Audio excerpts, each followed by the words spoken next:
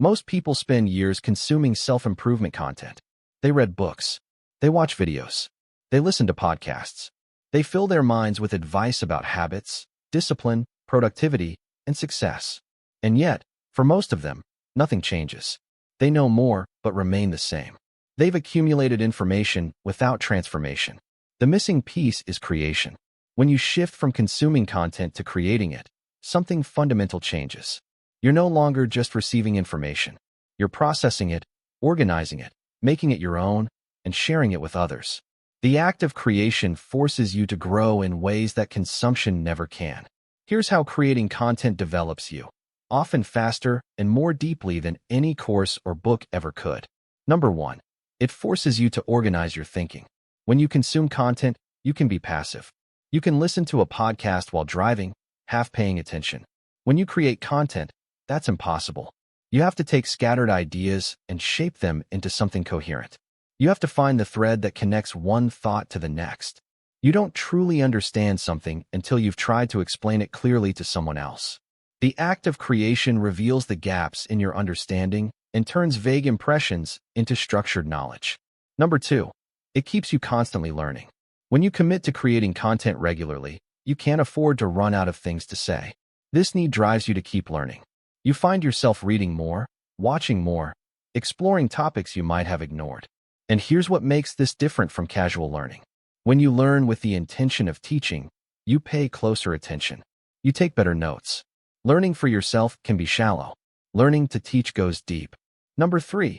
It gives you a purpose worth waking up for. There's something deeply fulfilling about knowing that your work helps other people. When you create content that solves a problem or answers a question, you're not just filling time. You're making a difference in someone's life. Someone, somewhere, is struggling with the exact thing you're writing about, and your content might be the thing that helps them through it. This sense of purpose changes everything. You're no longer just working for money or views. You're working to serve. When you have a purpose like that, motivation stops being a problem.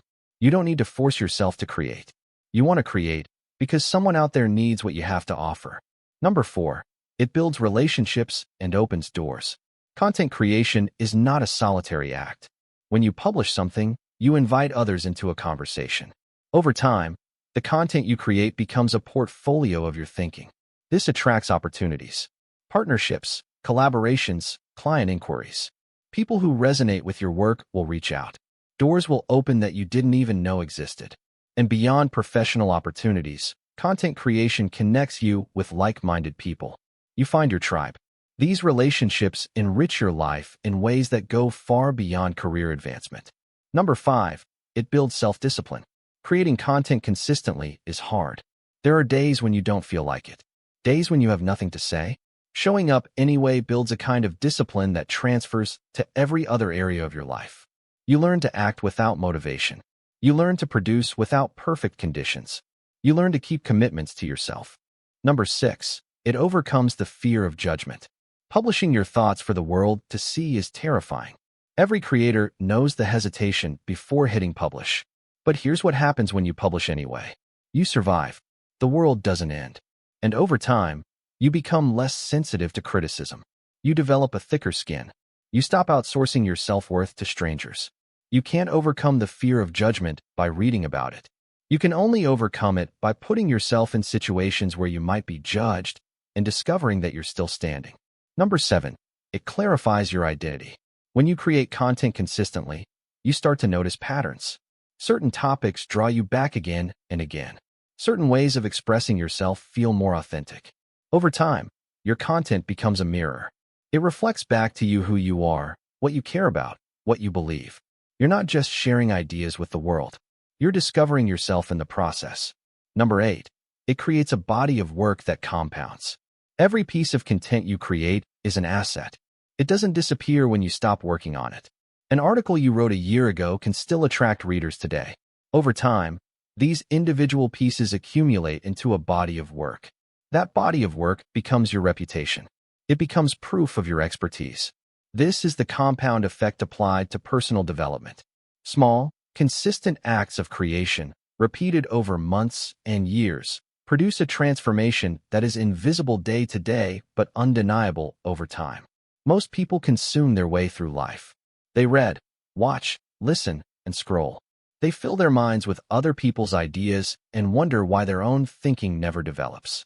The path to genuine growth runs in the opposite direction. Create, share, teach, publish. Put your thoughts into the world, even when they're imperfect, even when no one is listening. The act of creation will develop you faster than any book, course, or video ever could. Not because you're learning more, but because you're doing more. And doing is where real growth happens. If this video helped you, subscribe to the channel. And if you want a practical guide to building habits that actually stick, my book 40 Atomic Habits for Online Success is available on Gumroad.